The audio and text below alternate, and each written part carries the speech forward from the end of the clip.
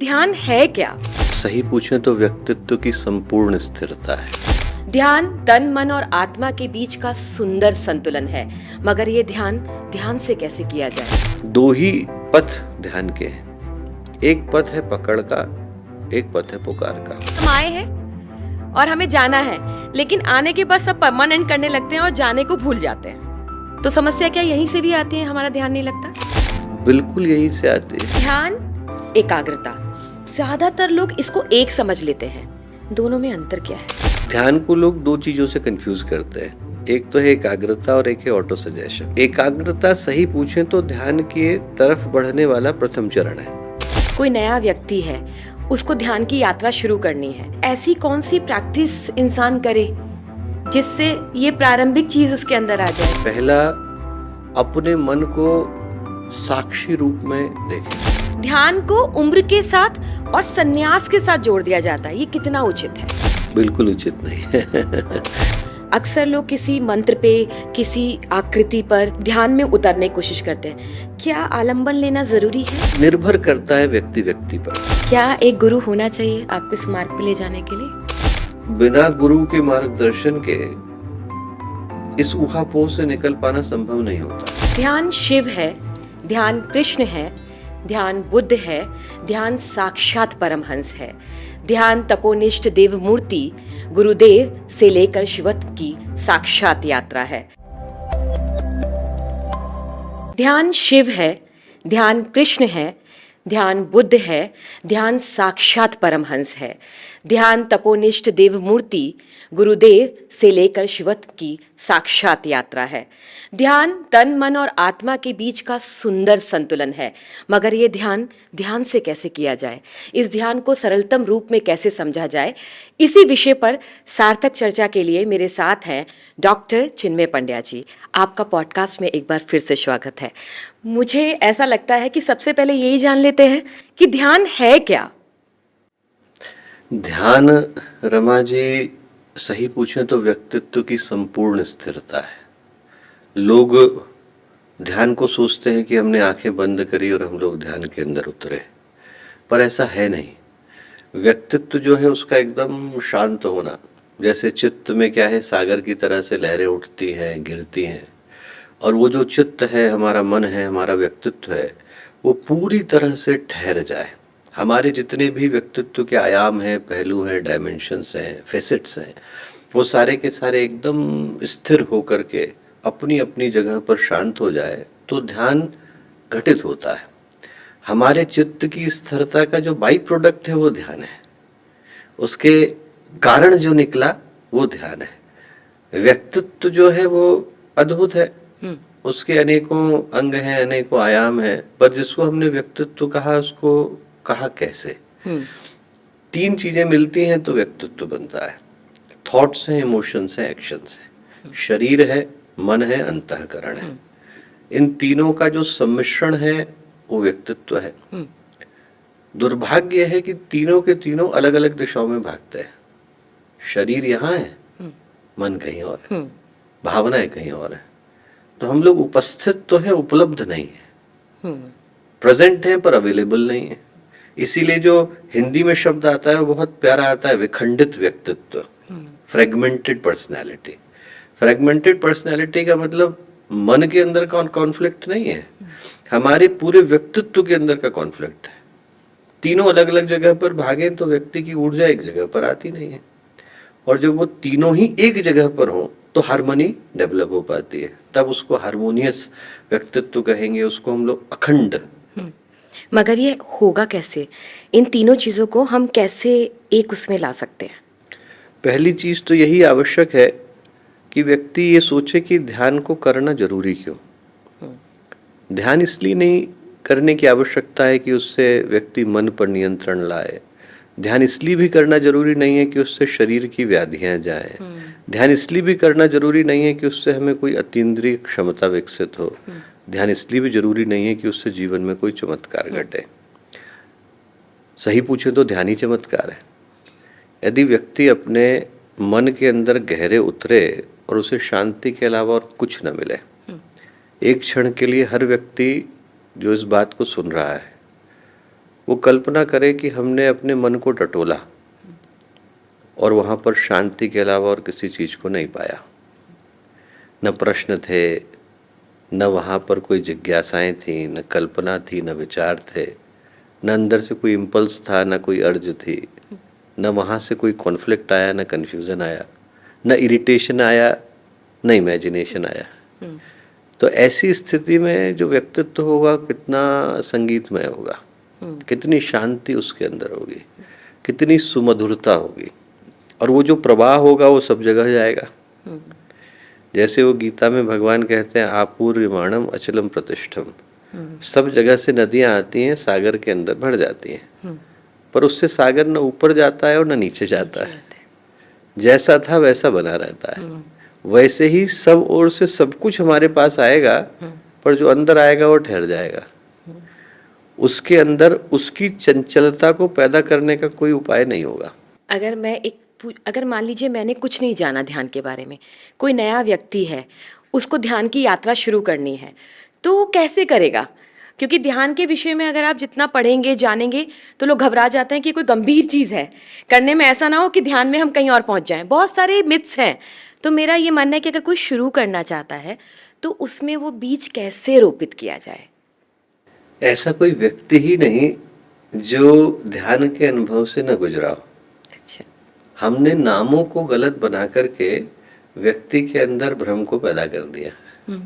हमने ध्यान को ऐसा बना दिया जैसा करने के लिए व्यक्ति को या तो किसी प्रक्रिया से गुजरने की आवश्यकता है, या उसको कोई अध्ययन, कोई साधना करने की आवश्यकता है। छोटे थे, बच्चे थे हम लोग, हमारे मन में कोई समस्याएं थी क्या? जैसे थे वैसे ही खुश थे। वो निदा फासली ने लिखा है कि बच्चों के छोटे हाथों को चांद सितारे छूने दो, 4 किताबें पढ़ के ये भी हम जैसे हो जाएंगे। हमने व्यक्ति को कंफ्यूजन, कॉन्फ्लिक्ट उपहार में दे दिया। नहीं तो व्यक्ति जब छोटा था, बचपन था, मन में कोई समस्याएं नहीं थी, तो उसी के मन में शांति थी। वो शांति हर व्यक्ति के भीतर है। धर्म कोई हो, जाति कोई हो, वर्ग कोई हो, वर्ण कोई हो, हर व्यक्ति के भीतर है। सिर्फ उसे अपने भीतर के उस निर्जन टापू को ढूंढने की आवश्यकता है। भीड़ के बीच में अकेले हो गए हम लोग। तो हर व्यक्ति के अंदर वो जो शांति का एक स्रोत है, उसी को ढूंढने की आवश्यकता है।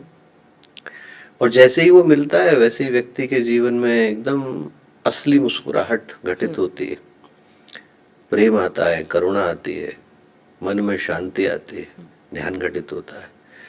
दुर्भाग्य होता है कि लोग ध्यान के अर्थ गलत लगा लेते हैं। हाँ। जो वो नहीं है वो समझ करके बैठ जाते हैं। यदि मेरे मन में समस्याएं हैं, उलझने हैं, तो सिर्फ आंखें बंद कर लेने से वो चली नहीं जाती। शुतुरमुर्ग की तरह से है वो तो। मैंने आंखें बंद कर ली और मैं सोचता हूँ कि वो सारी समस्याएं जो अभी तक मुझे परेशान कर रही थी, मेरी आंखें बंद करते से वो कहीं और को चली जाएंगी। होता उल्टा है, वो और ज्यादा मुखर हो जाती है। बिल्कुल। और अंदर ज्यादा उनकी ध्वनि तेज गूंजती है। तेज गूंजती है। कमरे में गंदगी है, मैं उसके ऊपर चादर डाल दूं और ये सोचूं कि वो एग्जिस्ट नहीं करता है, तो ऐसा है नहीं। सफाई तो करनी पड़ेगी ना।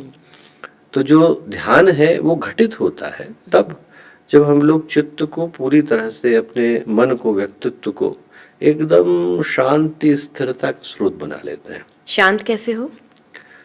शुरुआत यहां से करें कि ढूंढे कि अशांति आई कहां से।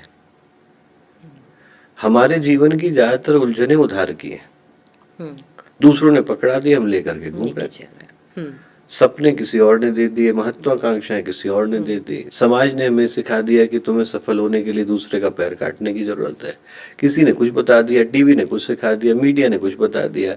और ये जो चीजें हैं, दोस्तों से लेकर हर जगह पर, हमारा जीवन जो है वो एक भागदौड़ में बदल गया। हम महसूस भी नहीं कर पाते और हम लोग उस रेस का हिस्सा हो जाते हैं।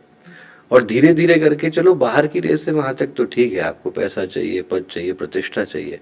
आदमी शांति को भी रेस बना लेता है। वो ये सोचता है कि उसके पास आई, उससे पहले मेरे पास आनी चाहिए। अंदर के जीवन में सब कुछ छोड़ देने के बाद शांति घटित होती है। क्योंकि आपने बताया कि ध्यान के लिए सबसे पहले आपका चित्त स्थिर होना चाहिए और शांत होना चाहिए। तो इसी से जोड़ करके एक बात है कि शांति को स्थापित करने की चीज़ें तो बता दी हैं, लेकिन ऐसी कौन सी प्रैक्टिस इंसान करे जिससे ये प्रारंभिक चीज़ उसके अंदर आ जाए? 2-3 चीज़ें कैसी करें? 3 चीजें करके देखे और वो करने से उसको निश्चित रूप से लाभ होएगा। पहला, अपने मन को साक्षी रूप में देखें। साक्षी रूप का क्या अर्थ है? साक्षी रूप का अर्थ है जैसे आप मूवी भी देखने के लिए गए, तो मूवी देखते हुए व्यक्ति पार्टिसिपेंट बन जाता है, दर्शक नहीं रहता है, भोक्ता भाव में आ जाता है। भोक्ता भाव। हाँ। उसके जो सुख और दुख है वो हमें प्रभावित करने लग जाते हैं। ये सोचें कि दुनिया भी एक बहुत बड़ी मूवी है, सिनेमा चल रहा है, हमें ऊपर वाले ने देखने के लिए बुलाया था। हम लोग देखने और ताली बजाने की जगह पर उस मूवी को अपना मान करके बैठ गए, पार्टिसिपेट कर्ता बन गए। कर्ता बने तो भोक्ता बनना पड़ता है। जहां हमने कर्म किया वहां उसके परिणाम को भोगना पड़ता है। पर एक तरीका ये भी है कि आप इसको देखें, पर ऐसे देखें जैसे हम लोग सिनेमा के दृश्यों को देखते हैं। गुणा गुणेषु वर्तन्ते इति मत्वा न सज्जते। भगवान ने कहा कि गुण गुण से बातचीत कर रहे हैं। माता पिता की बातचीत हो रही हो तो बच्चे बीच में नहीं बोलते, तो पुरुष और प्रकृति आपस में बातचीत कर रहे हैं। मेरे बोलने का इसमें कोई अर्थ नहीं, उपाय नहीं। तो जैसे ही मैं कर्ता से हट करके साक्षी बनता हूं, यहाँ के जो घटनाक्रम है उनके साथ का मेरा संबंध धीरे धीरे करके टूटने लग जाता है पर वो फेविकॉल का जोड़, उसको धीरे धीरे हटाने में समय लगता है। ये सोच करके देखें, लोग क्या है एकदम अधीर होने लग जाते हैं, उनको लगता है कि परिणाम नहीं आ रहा है। हाँ। परिणाम न आने के पीछे का कारण यह है कि जिस आदत को बनने में सहस्रों जन्म गए, हजारों लाखों जन्मों की यात्रा के बाद ये संबंध इतना घनिष्ठ हो पाया कि आज मैं इस संसार को अपना समझ करके बैठा हूं, तो उससे विच्छेद करने में 10 मिनट का ध्यान पर्याप्त नहीं होता है। जैसे क्या है, चश्मा लगाया है, अब लगाते लगाते व्यक्ति भूल जाता है कि चश्मा है, उसको ये लगता है आंख का हिस्सा है। हाँ। वैसे ही भगवान ने हमें दिया था चित्त देखने के लिए कि संसार में क्या है। आज हम चित्त को अपना समझ के बैठ गए तो उसकी समस्या भी हमारी हो गई। तो शांति के लिए क्या है, पहले तो दृष्टि ही मोड़नी होती है। आदमी क्या है, एक बार अच्छे से बैठ करके अपने मन में गहरे जा करके सोचे कि जितनी मेरे जीवन की समस्याएं उलझने हैं जो अशांति को पैदा करती है, जहां से समस्या आ रही है, the origin of all the conflicts वो मेरे हैं या किसी और के? आधे तो उसी समय विदा हो जाएगी। अगर मेरे हैं तो उनको टैकल करना जरूरी। सत्य पूछे तो मेरा कुछ भी नहीं है, सही पूछे तो मेरा कुछ भी नहीं है, पर इसको जानना अलग बात है, मानना अलग बात है। इसको मैं सिर्फ एक श्लोक कह दूं तो उसको सुन करके आदमी को अच्छा तो लगेगा, हाँ। पर उससे उसके जीवन का अनुभव नहीं बनेगा। आत्मसात करना जरूरी है, उसको अपने जीवन में इम्बाइब करना, उसको अपने जीवन में गहरे उतारना। तो इसलिए क्या है कि पहले तो समझ को विकसित करना जरूरी है। ये सोचें कि हम लोग यदि क्वांटम फिजिसिस्ट बनने के लिए जाते हैं तो शुरुआत तो वही पहले 2 और 2 4 से होती है, फिर आदमी गणित में पारंगतता विकसित करता है तो फिजिक्स समझ पाता है, फिजिक्स समझेगा तो क्लासिकल समझ पाएगा, क्लासिकल समझेगा तो क्वांटम समझ पाएगा। उसकी यात्रा आती तो वहीं से है। तो यदि गुरुदेव बनना है, विवेकानंद बनना है, आपके जीवन में बुद्ध या महावीर के ध्यान को प्रकाशित करना है, तो ये ना सोचे कि वो 10 मिनट के ध्यान से आता है। शुरू धीरे धीरे ही होता है। पहले तो दृष्टि घूमनी शुरू होती है, फिर अपनी ओर उतरनी शुरू होती है, फिर व्यक्ति अपने मन में गहरे उतरता है, फिर धीरे धीरे करके समझ पाता है कि बाहर क्या है, अंदर क्या है, मैं कहाँ हूँ, ये कौन है, और तब जाकर के ध्यान धीरे धीरे प्रगाढ़ होना शुरू होता है। हम ना पढ़ते हैं, हम कभी ना समझते नहीं हैं। वरना आप सोचिए कि बुद्ध ने भी तो कहा अनित्य अनित्य अनित्य, सब कुछ अनित्य है। तो आपने जैसे अभी बोला कि हम मूवी देखते हैं ना तो हम उसमें पार्टिसिपेट भाव में आ जाते हैं, तो क्या संसार को भी हमें ऐसे देखने की ज़रूरत है कि हम आए हैं और हमें जाना है, लेकिन आने के बाद सब परमानेंट करने लगते हैं और जाने को भूल जाते हैं? तो समस्या क्या यहीं से भी आती है, हमारा ध्यान नहीं लगता? बिल्कुल यहीं से आती है, बिल्कुल यही। आप सोचें तो इस संसार में सारी चीजें तो बदल रही हैं, जो एक सत्य कभी नहीं बदला कि यहाँ भगवान भी आए तो उनको भी जाना पड़ा। मतलब इस संसार का यदि एकमात्र अपरिवर्तनीय शाश्वत सत्य है तो यही कि यहाँ पर मैन्युफैक्चरिंग डेट के साथ एक्सपायरी जुड़ जाती है। जन्म मिला तो मृत्यु की घड़ी सुनिश्चित हो गई। यहाँ आपकी सांसें चलनी शुरू हुई तो सांसों के रुकने की व्यवस्था भी बन गई। व्यक्ति क्या है, उधर की तरफ देखने के चक्कर में इधर को भूल जाता है। गुरुदेव ने एक कहानी लिखी बहुत प्यारी कि एक राज्य था। राज्य में क्या है, अद्भुत नियम था। नियम ये था कि जैसे ही कोई राजा बना तो उसको सारी चीजें सुख की उपलब्ध करा देते थे। सारा भोग, सारा सुख, सारा ऐश्वर्य जो चाहिए वो मिलेगा। 5 साल पूरे नहीं हुए, जैसे ही घड़ी में समय बदला, कैलेंडर में तारीख बदली, उठा करके उसको एक निर्जन टापू में छोड़ाते थे। ये व्यक्ति जिसने जीवन के सारे सुख भोगे अब एकदम अकेला, बेसहारा, कोई पूछने वाला नहीं, जानने वाला नहीं, भूखा प्यासा बेहाल अपने प्राणों को त्यागता था। एक व्यक्ति राजा बना। उसने सोचा यहाँ का बाद में देखूंगा, पहले उस जगह को देख के आऊं जहाँ 5 साल के बाद छोड़ा जाएगा। तो वहां गया, उसने उस टापू को बनाना शुरू करा। वहां पर स्कूल बनाए, कॉलेज बनाए, हॉस्पिटल बनवाए, नहरें खुदवाई, रोड बनवाई, ब्रिज बनवाए, सब कुछ बनाया। 5 साल के बाद वो जगह इस राज्य से सुंदर थी। हमें जाना है किसी और राज्य में। जाना है। वहां की तैयारी ज्यादा जरूरी है। हम ये तैयारियां नहीं करते हैं। तैयारियां नहीं करते हैं। और जो तैयारियां करता है उसके जीवन में शांति तो आनी ही आनी है। शांति आएगी तो ध्यान अपने आप प्रकाशित होता है। ध्यान बाई प्रोडक्ट है प्रोसेस का। ध्यान का कोई नियम है? शास्त्र तो बताते हैं। शास्त्र तो पूरे 5 अंग बताते हैं। यदि आप पढ़ेंगे तो शास्त्रों में कहा गया स्थिति कहाँ पर करना है, संस्थिति किसके साथ करना है, विगति जिसके साथ करना। ये मेरा अगला प्रश्न था, लेकिन आप इसका उत्तर अभी दे दीजिए कि क्या स्तर है, क्या स्टेप्स हैं, कैसे बढ़े। अगर एक अनगढ़ व्यक्ति है, मन है उसका कोई पुराना बीज है, कैसे बढ़े, ये एक थोड़ा थोड़ा आप बता देंगे तो आसान रहेगा दर्शकों के लिए भी। मुझे लगता है कि कोई भी व्यक्ति है वो पहले तो यहाँ से शुरू करे कि हमारे जीवन में जब परम शांति के क्षण थे तो कब थे वो। जब अच्छे की स्मृति रहती है तो बुरे को भुला पाना संभव हो पाता है। जब व्यक्ति को यही अनुभव नहीं कि हम किस शांति को ढूंढ रहे हैं तो ढूंढेगा किसे। वो जो शांति होगी वो भी आर्टिफिशियल हो जाएगी। तो इसलिए पहले तो यहीं से शुरू करे कि हमारे जीवन में जो परम शांति के क्षण थे वो कब थे, और ये सोचे कि पहले चरण में तो उसी को प्राप्त करना है। और वो क्षण जब थे तब से लेकर अब तक हमारे जीवन में क्या घटा, क्या घटा जिसके कारण हमारी शांति खोई, तो उसको सही कर पाना संभव है। तीसरा सामान्य नियम है पर उनकी आवश्यकता है।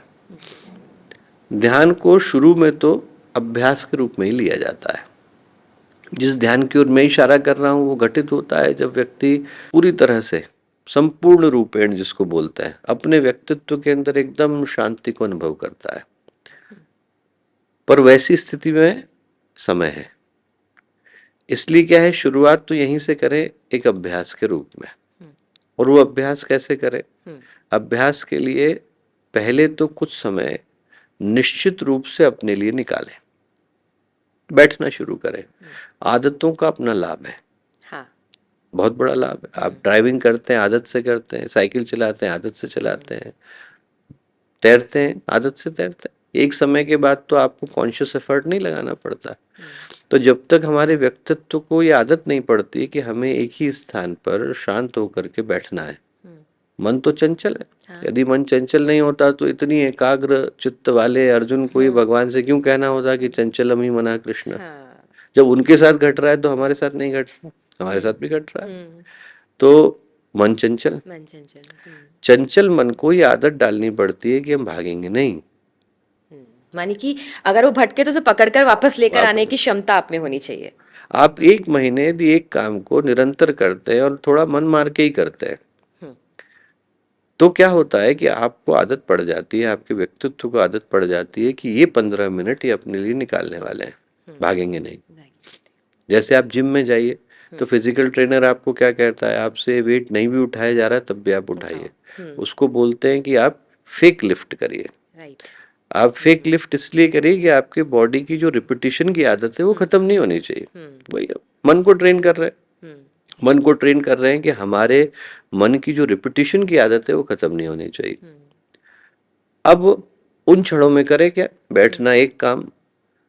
हर व्यक्ति की अपनी अपनी अभिरुचि है, अपनी अपनी आंतरिक संरचना है, हर एक की इनर जो आर्किटेक्चर है वो भिन्न है। डिफरेंट। ऐसा नहीं कि एक व्यक्ति का जैसा है वैसा ही दूसरे का है। किसी को संगीत से शांति मिलती है, किसी को दृश्य से मिलती है, किसी के लिए इमेजिनेशन जरूरी है, किसी के लिए ऑटो सजेशन जरूरी है। इनमें से जो आपकी अभिरुचि का हो, यदि ऐसा ना होता तो भगवान शिव विज्ञान भैरव में 112 ध्यान की पद्धतियां नहीं देते। वो देने के पीछे का कारण ही ये है कि हर व्यक्ति की अभिरुचि भिन्न है, हर व्यक्ति की आर्किटेक्चर अलग अलग है। नहीं तो भगवान है, बोलते एकमात्र है, इसको करना जरूरी है। और यदि भगवान ने कह दिया तो वो शाश्वत वाक्य होता। पर भगवान भी कहते हैं कि नहीं, देवी माँ पार्वती से कहते हैं 112 तरीके हैं। वो 112 तरीके इसलिए है कि हर व्यक्ति की अपनी आंतरिक संरचना भिन्न है। एक व्यक्ति को मात्र उगते हुए सूरज को देख करके जो शांति मिलेगी वो हो सकता है दूसरे को समुद्र की लहरों के संगीत में मिले। बिल्कुल। इसलिए उसके बाद ये सोचें कि मेरी आंतरिक अभिरुचि का विषय क्या है। कुछ न मिले तो गुरुदेव ने इतना बढ़िया दिया, एक इंस्ट्रूमेंटल म्यूजिक नादयोग का 15 मिनट का ध्यान है। आपको जहां जिस स्थिति में हो आप उसको सुने, कोई सा भी आपका बैकग्राउंड हो, आपके लिए उतना 15 मिनट का ध्यान पर्याप्त है। और 15 मिनट की उस ध्यान में उसका उद्देश्य है कि हम कोशिश करें उस चेतना से जुड़ने की जो सर्वत्र व्याप्त है। उसका कोई स्वरूप नहीं, आकार नहीं, नाम नहीं, हर जगह है और नहीं भी है। तदै जति तन्नै जति, वो है भी और नहीं भी।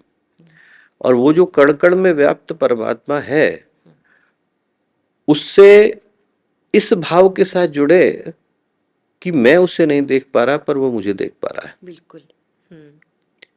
एक नेत्रहीन व्यक्ति की कहानी आती है। जगन्नाथपुरी के मंदिर में रोज लाइन लगा के जाता था। कभी किसी की कूहनी लगती, धक्का लगता, तब भी लाइन में लगता। पुजारी ने रोक लिया। पुजारी ने कहा, क्यों आते हो? तुम्हें तो भगवान दिखाई भी नहीं पड़ते, इतने कष्ट क्यों सहते हो? बोले, मुझे भगवान दिखाई नहीं पड़ते, भगवान को मैं दिखाई पड़ता। ये सोचें कि आज मुझे नहीं दिखाई पड़ रहा है पर उनको मैं तो दिख रहा हूं। बिल्कुल। वो जो शक्ति सर्वत्र है, हर जगह पर व्याप्त है, मुझ को देख पाने की सामर्थ्य उसके पास है। वो मुझे राह दिखाए कि मुझे उससे जुड़ना कैसे है। पुकार से शुरू करें। दो ही पथ ध्यान के हैं। एक पथ है पकड़ का, एक पथ है पुकार का।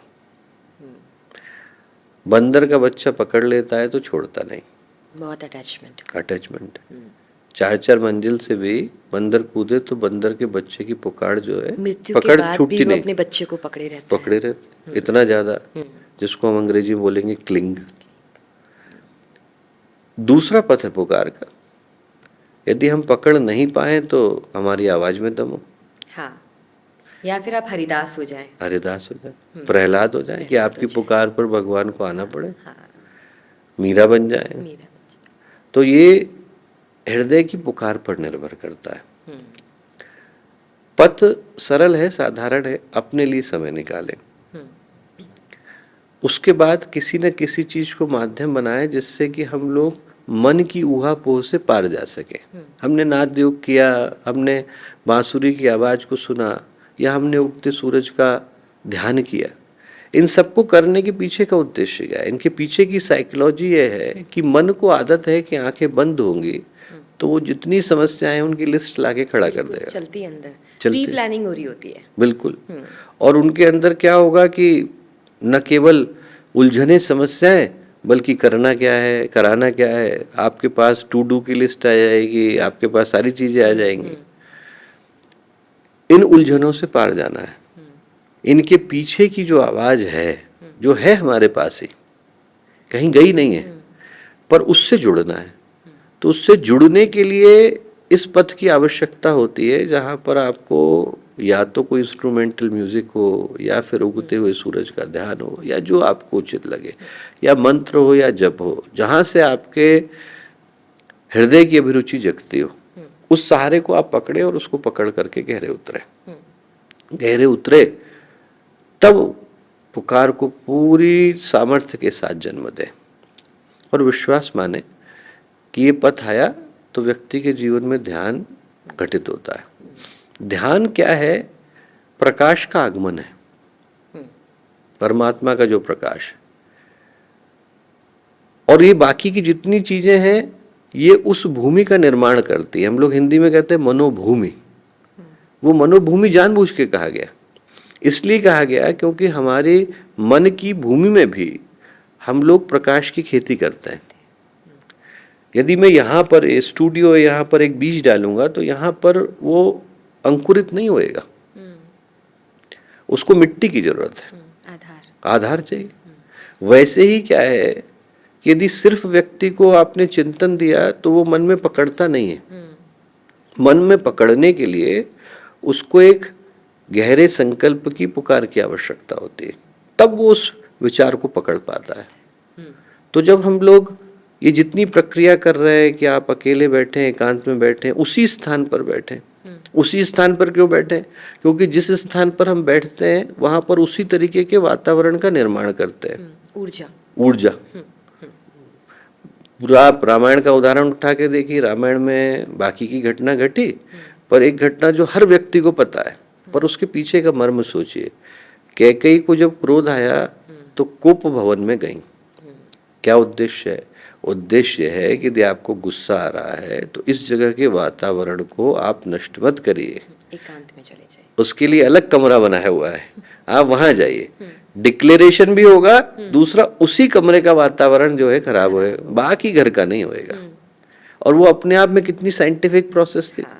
हम लाइब्रेरी में बैठते हैं, हमें अलग महसूस होता है, हम लोग क्लब में जाएं तो अलग महसूस होता है। दोनों जगह का वातावरण भिन्न है। तो जब हम कहते हैं कि हमें एक स्थान पर बैठना है तो उसके पीछे का विज्ञान यही है कि जिस जगह पर आप बैठ के जिस तरीके की तरंगों को प्रेषित करेंगे उस जगह का वातावरण वैसा बनेगा। बिल्कुल।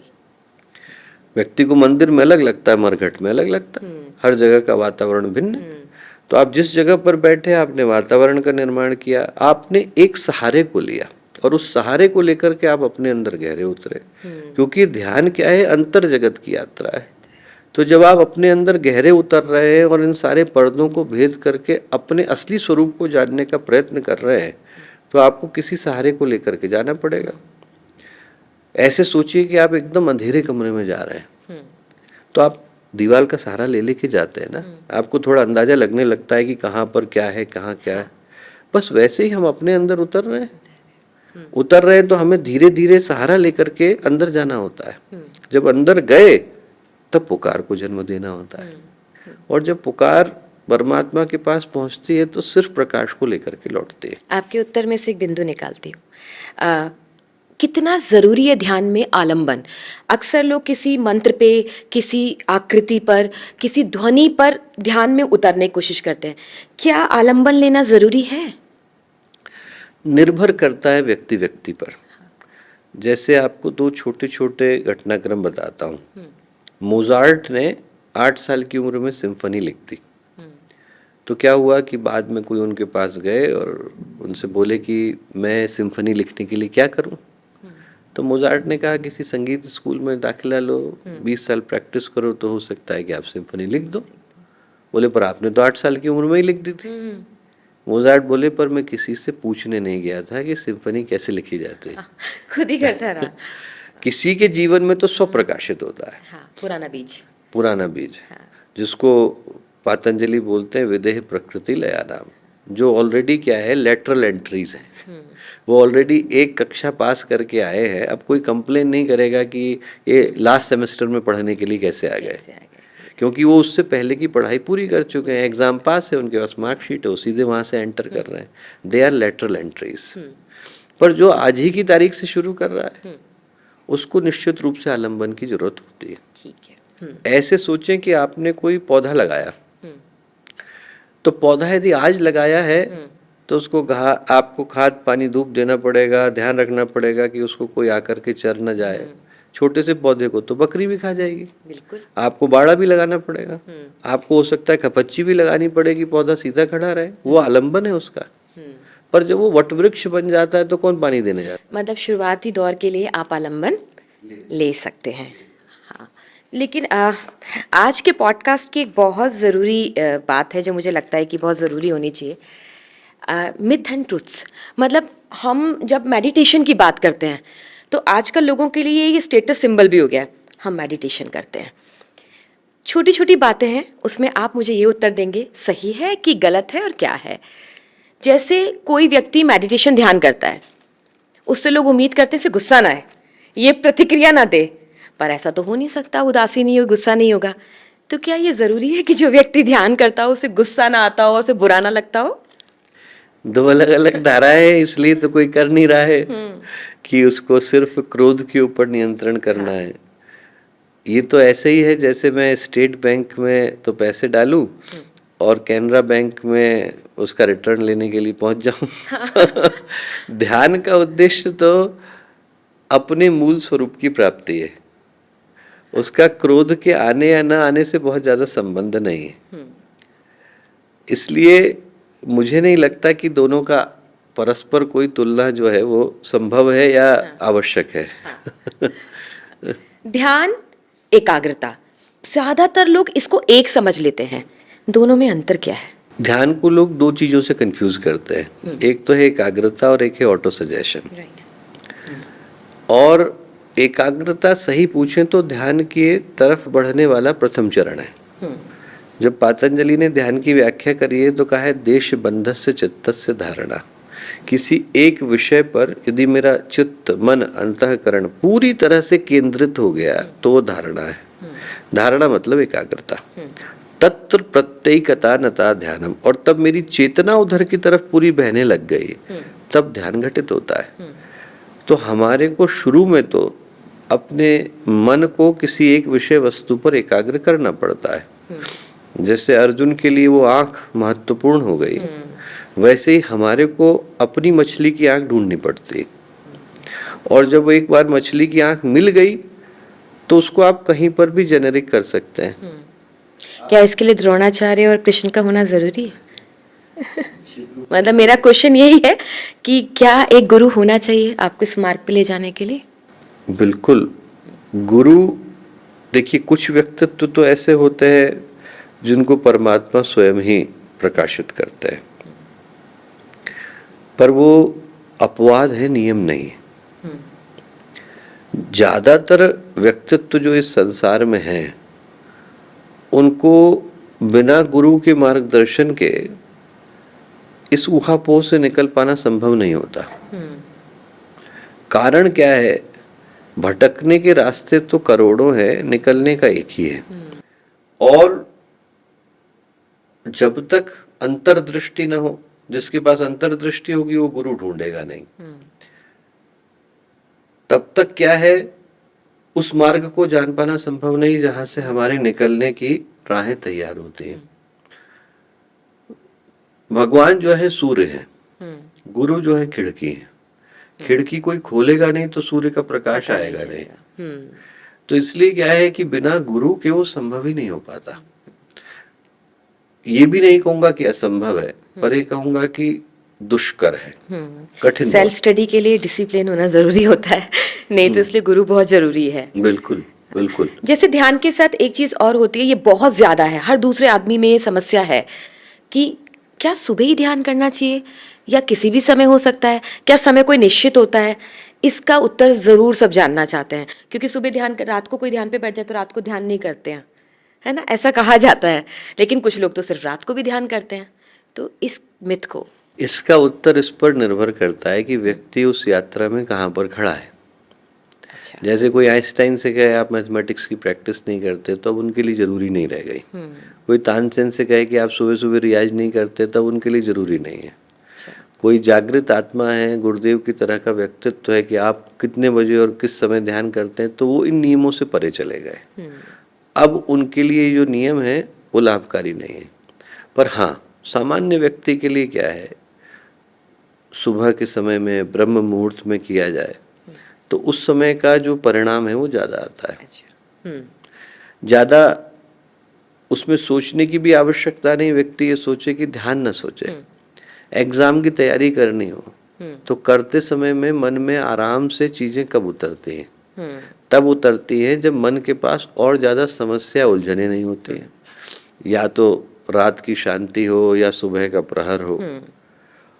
और जो उस पढ़ाई के लिए सत्य है वो जीवन की पढ़ाई के लिए भी सत्य है। और कुछ लोग कहते हैं ध्यान करते हैं तो ये भी उनके, अब मुझे ये जानना है कि ये भ्रांति है या सच में कुछ होता है। कोई व्यक्ति ज्यादा ध्यान कर लेता है या नए प्रारंभिक उस पे होता है तो उसे अपना आसपास आगे पीछे समझ में आने लग जाता है, इंट्यूशन पावर बढ़ जाती है। ये इल्यूशन है कि सच में ऐसा कुछ होता है? घटता भी है, पर क्या है कि इस क्षेत्र में भ्रम की संभावना ज्यादा है। पतंजलि ने जब ध्यान का अंतिम शिखर बताया तो कैवल्य बताया। तो जब यात्रा शुरू हुई है तो समाधिपाद, साधनपाद, विभूतिपाद, विभूति में सब कुछ यही घट रहा है। हाँ।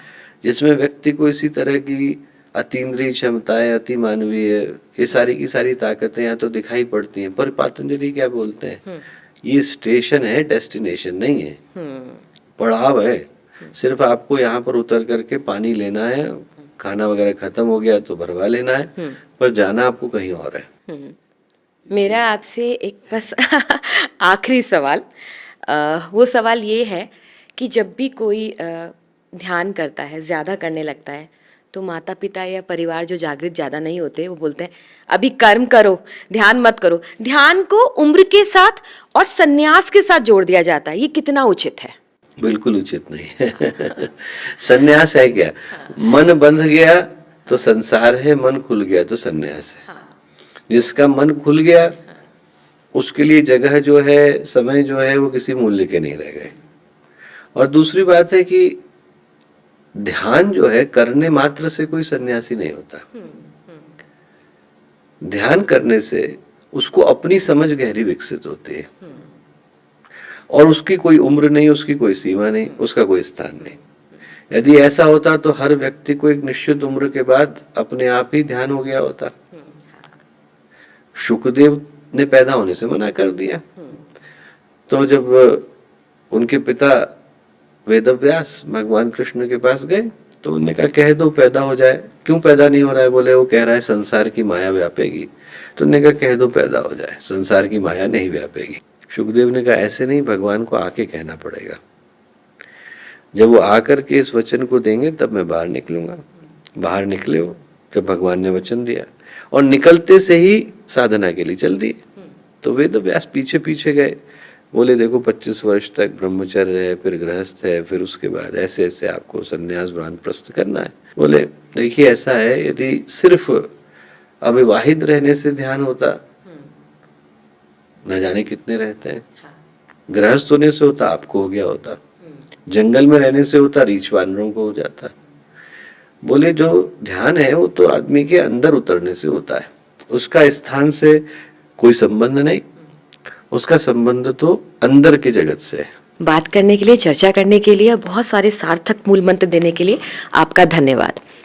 आज के इस पॉडकास्ट में पता है एक सुंदर बात और खूबसूरत बात क्या निकल करके आई कि मंथरा को जब क्रोध आया तो वो एकांकी कमरे में चले गई। सुना ना आपने? मंथरा जब उस कमरे में गई तो इसलिए गई कि कोई क्रोध की ऐसी चीज होगी जो प्रतिक्रिया होगी, वो शायद अपने आप को शांत कर लेती। लेकिन इसमें एक चीज और जोड़ देनी चाहिए, कुंडी को अंदर से बंद कर लेना चाहिए, नहीं तो कोई मंथरा आएगी, कैकेयी के पास आएगी और उनकी बुद्धि को भ्रष्ट कर देगी। तो ध्यान को बहुत ध्यान से करने की जरूरत है, यही बस छोटी सी बात को समझना है। हमारे YouTube चैनल शांति कुंज वीडियो गायत्री परिवार को सब्सक्राइब करें एवं बेल आइकन जरूर दबाएं ताकि गायत्री परिवार की विभिन्न गतिविधियों की जानकारी आपको मिलती रहे।